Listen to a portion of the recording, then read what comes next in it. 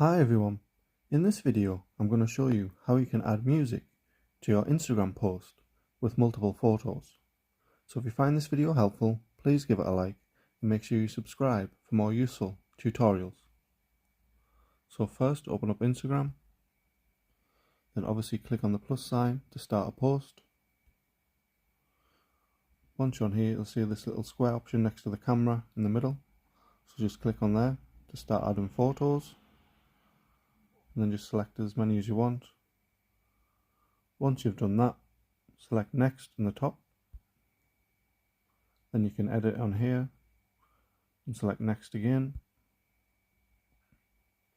Then it should give you the option to add music near the bottom. So click on that.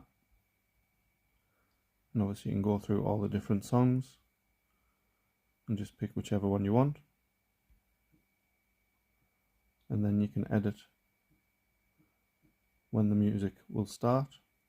And you can also edit the time as well. So once you're happy with that, select done. Then click on the tick on the top right hand side. Then obviously edit the post to suit you and then select share. And that's how you can add music to your Instagram post with multiple photos. Thanks for watching.